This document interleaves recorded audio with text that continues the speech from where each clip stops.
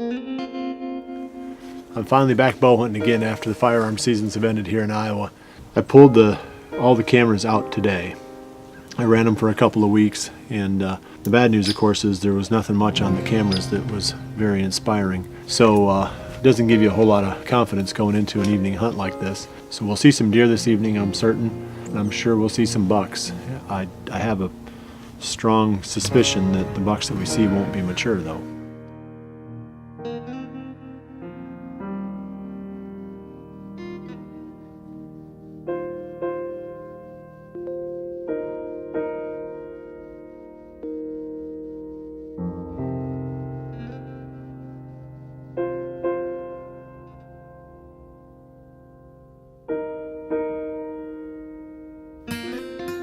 The first day back in the blind is uneventful.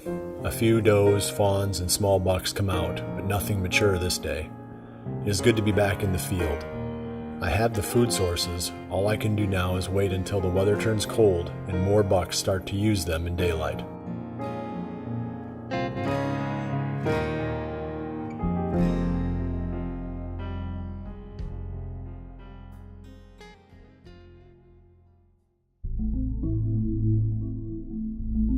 Despite the warm weather, Jared Mills is also back in the field. With no sign of George Brett in the past month, Jared turns his attention to a different buck. Well, it's the afternoon of December 22nd. This is my second hunt since shotgun season got over here in Iowa, so it feels good to finally be back in the woods. We'll see what happens. It feels good. It's overcast. It's a little bit cooler today than it was yesterday. Hopefully we can lay our eyes on Crown Royal.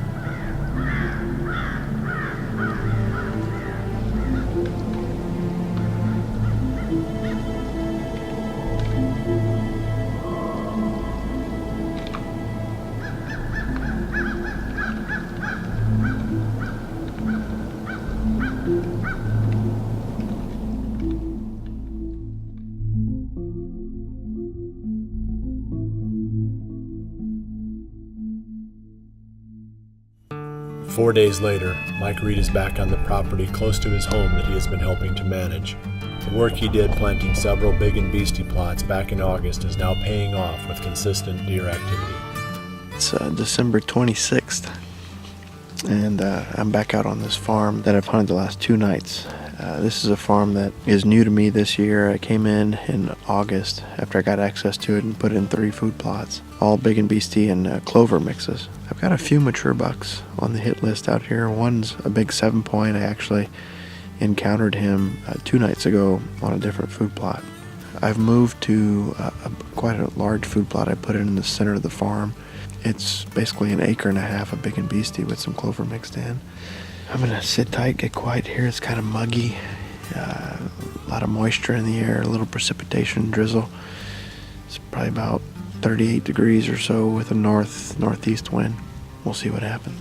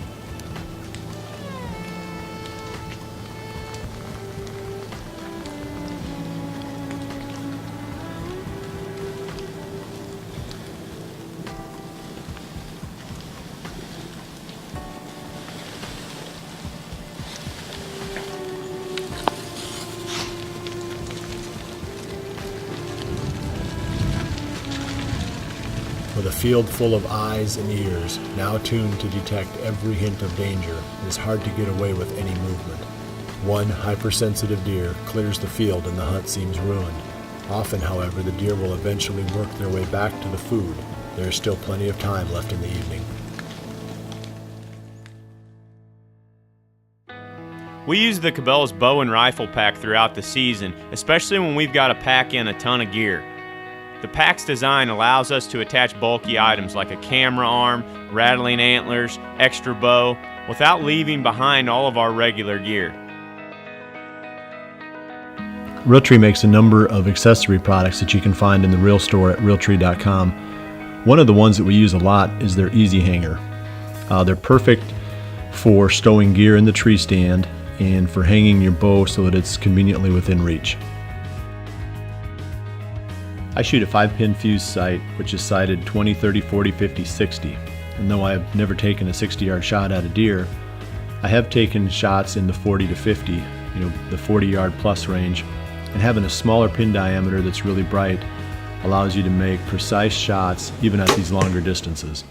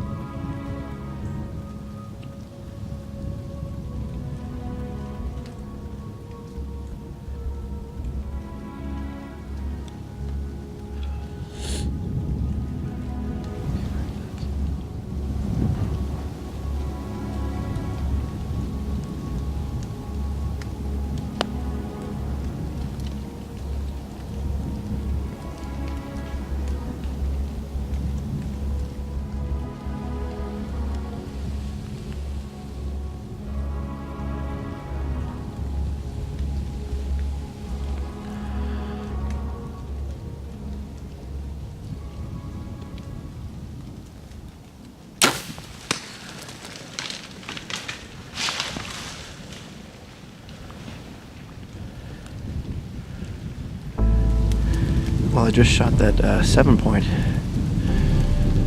Had quite a lot of activity on these turnips. And I almost got a shot at them earlier. But there were 30 deer right here under me. And one of them picked me off drawing at him at 35 yards. And so he ran to the other side of the turnips. None of the deer really knew what happened. And they slowly just started coming back in. I really wasn't counting on him coming all the way back to this end again, but he did. And he was just feeding out at 50 yards. Right before I got in the tree, I actually shot at 50 yards. I shot about a dozen arrows at 50 yards, so I went ahead and took my time and took a shot, and I hit him. I'm about to review the footage here. I didn't get a lot of penetration, but it looked like a good shot. So I'm not sure if I hit the near leg or the offside leg, but we'll see what happens. I'm excited.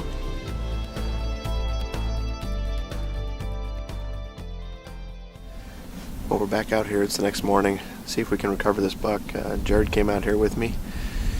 I reviewed the footage last night when I got home, and the main issue with the hit is it's forward.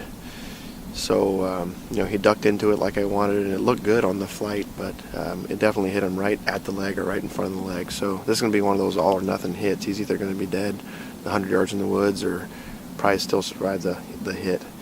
Got about 6 or 7 inches of penetration, and the blood on the arrow looked good. I did not follow the trail in very far last night.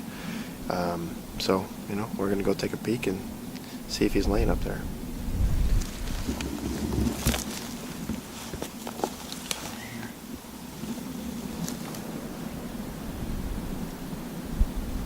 There he is.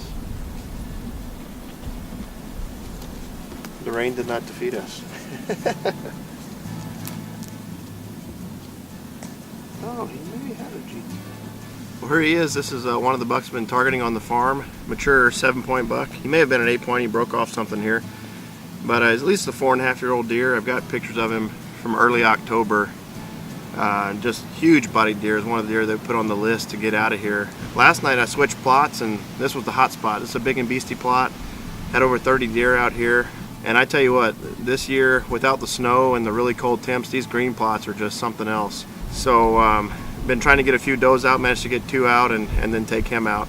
Make room for these younger bucks that have, better genetics. I did a hanging hunt per Jared and I's usual strategy, and just got to the narrowest point, and it's kind of a low spot. A lot of deer filter out and come into this low spot and feed, and it started at 2 o'clock right after I got in the tree, and the parade continued all night long. Had deer moving all around me. So it's a good deer to get out of the herd. I'm really happy with him. Mature buck, and couldn't have asked for really a much better sit in the drizzling rain. December 26th.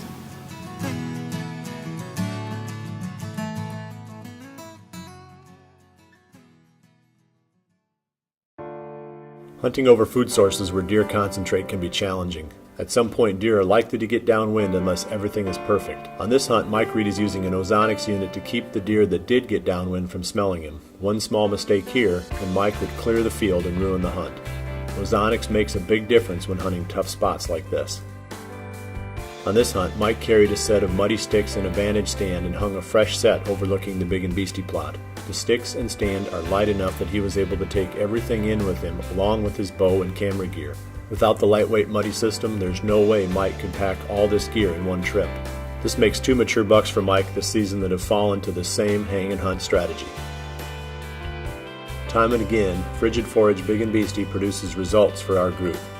With little time to prepare, Mike Reed planted this food plot back in August in the middle of the farm he's helping manage. It held deer throughout the fall and became the main attraction during the late season. As the green tops wither away, the deer will still come back for the bulbs. Mike's buck spent most of the evening chewing on bulbs and was busy looking for another one as Mike made the shot. Mike spends many hours each week practicing with his Hoyt Carbon Spider ZT. Confidence is everything when it comes to making the perfect shot on a whitetail. As this buck steps into the open at 52 yards, Mike doesn't hesitate and makes the shot count. The Carbon Spider ZT delivers the downrange kinetic energy needed to punch through the buck's shoulder and get to the vitals.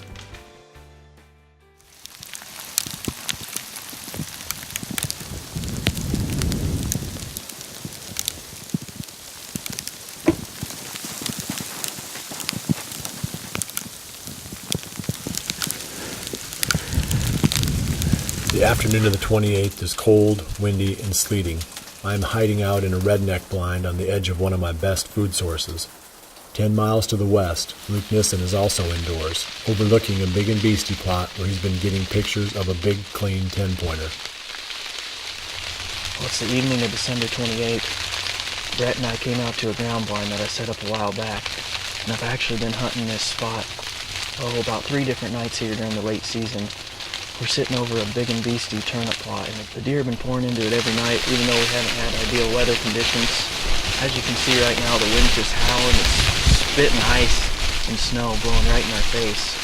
But anyways, we got a couple of nice shooter bucks that have been using this plot back in late November, early December, and we're hoping with this weather change, we got a lot more snow coming. It's going to be down into the low 20s here in the next couple days. So this front's rolling in, and with any luck, we'll have a nice buck come out on the plot tonight. Should be a good hunt. There's been 20-30 deer coming out in this spot every evening, so we'll see what happens. We got the heater with us, so we're going to stay nice and warm. Brett's got a little bag of goodies with him, so we got some snacks. Should be a fun hunt.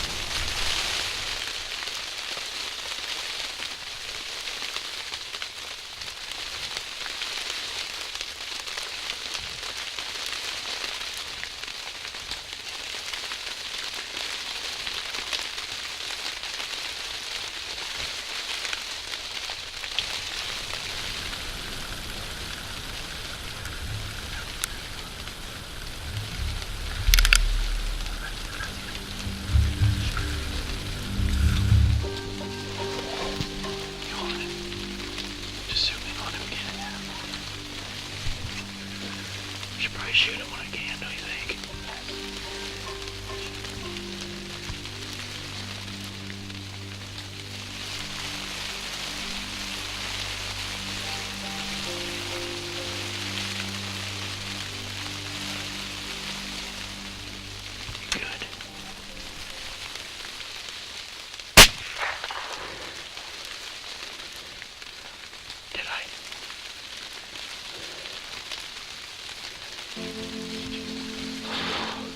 I don't really know what to say right now. We just had a nice buck come out on the ridge, and I was telling Brett where these deer normally come from. They come from up on that ridge and they follow this draw up, and we look down. I've hunted this spot 3 other nights and not seen a mature buck, and the big 10 shooter we were after comes out and works up that draw. I got a shot.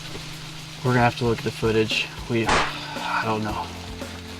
It's probably about 4 o'clock, and we just let a bullet out, but I guess time will tell, and we'll see if we got him or not.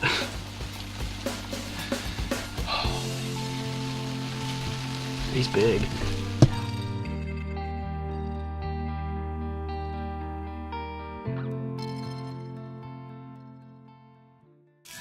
A lightweight muddy tree stand with their backpack straps and 4 to 5 quick sticks is our go-to setup for doing hanging hunts on public land. It's not only easy to hang, but it packs in quietly and allows us to set up fast when we find the perfect spot. Trophy rock minerals play an important role for us in 2 ways. First, they supply the mineral needs of the deer on the properties that we hunt. But just as important to us as hunters is the fact that the deer are very attracted to these sites, which makes them the perfect locations to get summertime trail camera pictures and gives us a head start going into the season. One of the main reasons that we use ground blinds in the first place, well, there's a number of reasons. I mean, odor control, where you're locking in your scent, staying away from the sight line of the deer, but also, we'll admit that we love the comfort factor that comes from being in these blinds. Having a comfortable chair is a big part of that. The redneck chairs are perfect from that standpoint. They're very comfortable, but they're also very functional. The seat spins, which allows you to pivot to get a shot out of any of the windows, which allows you to hunt the blind both comfortably and very effectively. A lot of bow hunters now use string knocking loops, and that's where the rhino and the silver horn in the Scott line really excel. The hook on these releases is open and it's easy to snag the loop. You don't have to look down. You feel like you're totally in control even when things are moving fast during the moment of truth. While Luke waits to track the giant 10-pointer, things are getting busy in the redneck blind as I scramble to get into position with multiple targets headed my way.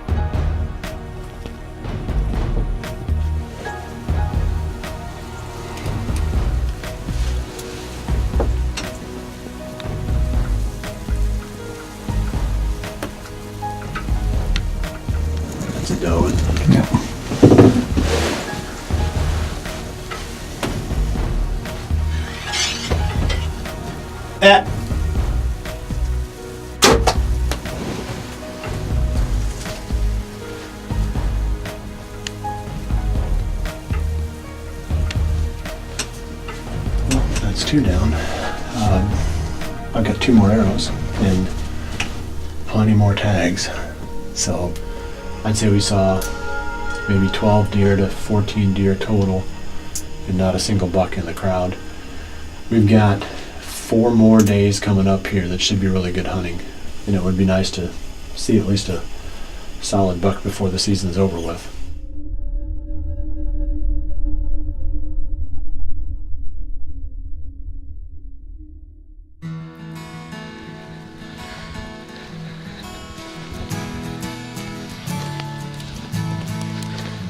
Stepping on it.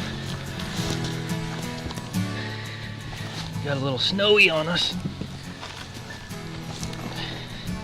Late season hunting's been pretty tough this year. until actually as of yesterday we got some cold weather to move in. I hunted this spot a couple of different times and there was a good amount of deer coming out, just no mature bucks. And I really accredit the success tonight to that weather coming in.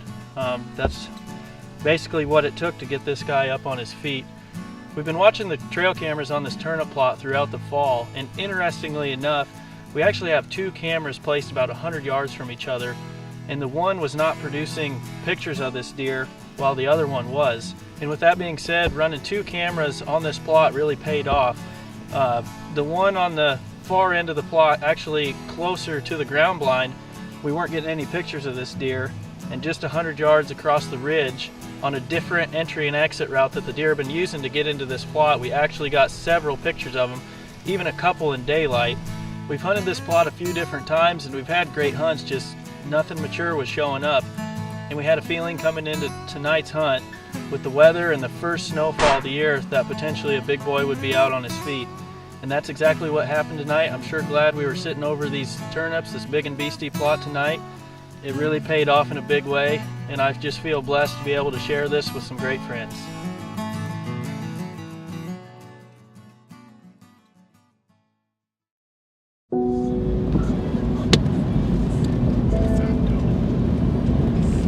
Over the next several days, the weather stays cold. It is ideal conditions for late season hunting. My story stays the same, hunting great food sources but only seeing does, fawns, and small bucks.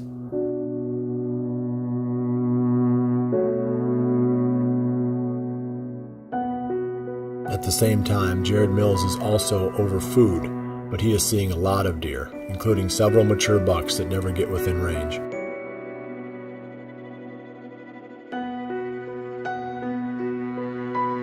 One of the bucks that Jared sees is a deer he calls Fatty, for obvious reasons. This fully mature buck has a bully attitude, the perfect target.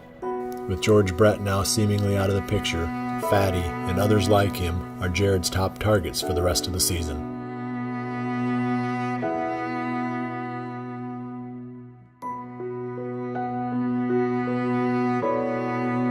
The fuel gauge for my motivation now hovers a notch above E. Struggling to stay positive without any sign of a shooter on the farm, I reflect back.